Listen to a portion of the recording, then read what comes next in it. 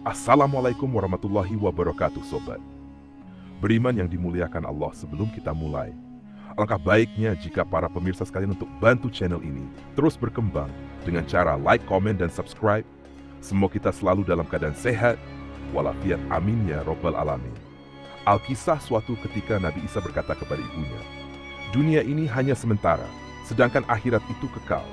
Untuk itu marilah kita berangkat ke sebuah bukit yang ada di Lebanon untuk beribadah kepada Allah Subhanahu wa Ta'ala dengan berpuasa di siang hari dan salat di malam hari.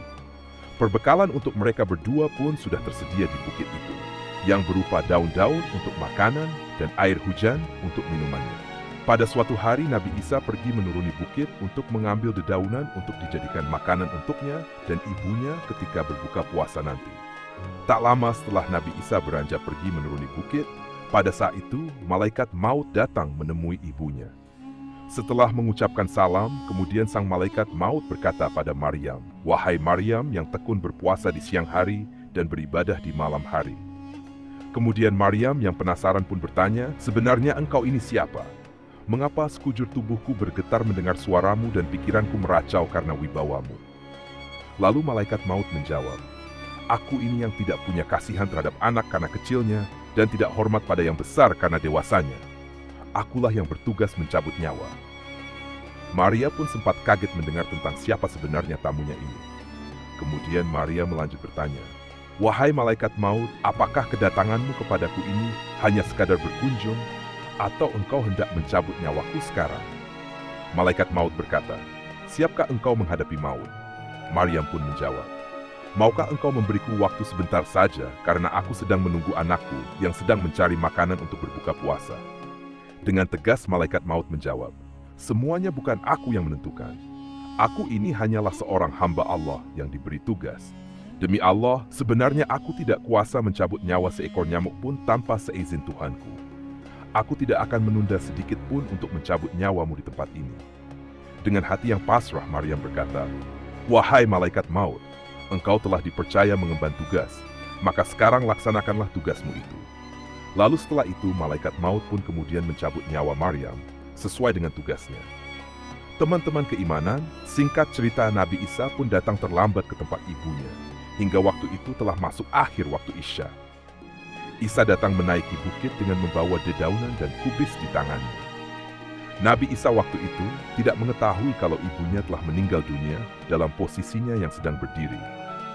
Maka ketika Isa melewati mihrab ibunya, dan kemudian dia melihat ibunya yang sedang berdiri di mihrabnya, saat itu Nabi Isa mengira bahwa ibunya ini sedang menyelesaikan salat fardunya. Setelah itu Nabi Isa meletakkan makanan yang dibawanya, dan beliau pun beribadah di tempat yang tak jauh dari situ hingga tengah malam. Setelah selesai beribadah, Nabi Isa kembali lagi ke mihrab ibunya. Rupanya Nabi Isa melihat sang ibu masih berdiri seperti tadi di mihrabnya. Kemudian Nabi Isa pun memanggil ibunya dengan suara yang penuh kasih. Nabi Isa berkata, "Salam sejahtera wahai ibuku, hari sudah semakin malam. Sekarang tibalah saatnya berbuka bagi yang berpuasa, serta tiba pula saatnya untuk kita beribadah malam. Kenapa ibu berdiam diri tanpa melakukan semua itu?" Setelah sekian lama menunggu, tapi tidak ada jawaban dan reaksi dari sang ibu, lalu Nabi Isa pun kembali sambil berkata, "Memang tidur itu lebih nikmat."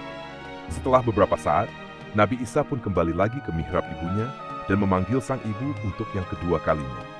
Nabi Isa berkata, "Salam sejahtera tetaplah kepada bunda." Namun tetap saja sang ibu tak bereaksi sedikit pun. Nabi Isa berulang kali mondar-mandir ke mihrab ibunya sampai waktu pagi pun tiba. Menyadari ada hal yang tak biasa pada ibunya, kemudian Nabi Isa meletakkan pipinya pada pipi ibunya sambil menangis.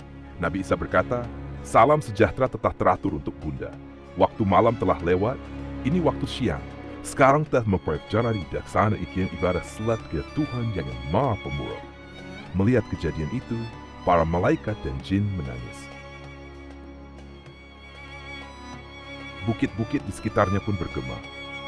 Melihat hal itu, Allah Subhanahu wa Ta'ala lalu memuji para malaikat. "Wahai malaikatku, mengapa kalian semuanya menangis?" tanya Allah Subhanahu wa Ta'ala.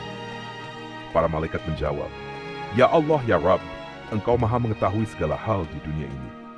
Kemudian Allah SWT berfirman, "Sungguh aku maha mengetahui lagi maha penyayang." Tiba-tiba ada suara yang mengatakan, "Wahai Isa, Angkatlah kepalamu, ibumu sekarang telah wafat dan Allah Subhanahu wa Ta'ala memberimu pahala yang besar. Nabi Isa pun mengangkat kepalanya sambil menangis terisak. Nabi Isa berkata, "Siapakah yang akan menemaniku saat sunyi dan sendirian? Siapakah yang akan menghiburku di perantauan ini? Dan siapakah pula yang akan membantuku dalam beribadah kecuali ibuku ini?" Ketika itu Allah Subhanahu wa Ta'ala menyampaikan wahyu kepada bukit di sekitarnya untuk menasihati Nabi Isa alaihissalam. "Wahai Isa, apa yang engkau risaukan? Tidakkah engkau ingin jika Allah saja yang akan menjadi penghiburmu?" Sesaat setelah Nabi Isa mulai menguasai diri, beliau pun turun dari bukit itu menuju perkampungan Bani Israel yang ada di kaki bukit. Kisah hendak meminta bantuan kepada penduduk itu untuk membantu menguburkan jasad ibunya. Namun di luar dugaan, para penduduk kampung itu menolak dan tidak mau dengan alasan mereka takut menaiki bukit itu. Karena telah lama dipercaya bukit itu banyak dihuni ular kecil dan ular besar. Karena tak ada seorang pun yang mau membantunya, Nabi Isa pun kembali naik bukit ke tempat mihrab ibunya. Ketika tak tahu harus bagaimana caranya menguburkan sang ibu, di perjalanan naik ke bukit itu, Nabi Isa bertemu dua orang pemuda yang baik hati. Ternyata kedua pemuda tersebut adalah malaikat Jibril dan malaikat Mikail. Lalu pemuda itu berkata pada Isa, "Wahai Isa putra Maryam, kenalkan, aku adalah malaikat Jibril dan ini adalah malaikat Mikail. Ini obat tubuh dan kain kafan dari Tuhanmu. Ketahuilah, pada saat ini bidadari dari surga yang cantik-cantik sedang memandikan dan membungkus jenazah ibumu dengan kain kafan ini." Kemudian Jibrillah yang menggali kuburannya di atas bukit itu. Lalu mereka bertiga pun menguburkannya setelah menyalati dan menghormatinya. Sesaat setelah ibunya dikuburkan, Nabi Isa berdoa kepada Allah Subhanahu wa Ta'ala, "Ya Allah, ya Rabb, hanya Engkau yang melihat posisiku dan mendengar keluh kesahku. Tiada sedikit pun urusanku yang tersembunyi darimu. Kini ibuku telah wafat dan aku tidak menyaksikan ketika dia wafat. Untuk itu, izinkanlah dia berbicara kepadaku." Setelah itu, datanglah wahyu yang mengizinkan Isa berbicara dengan ibunya. Lalu Nabi Isa berdiri di depan makam ibunya dan berkata, "Salam sejahtera tetaplah teratur kepada bunda." Lalu terdengar suara dari dalam kubur, "Hai kekasihku, duhai buah hatiku."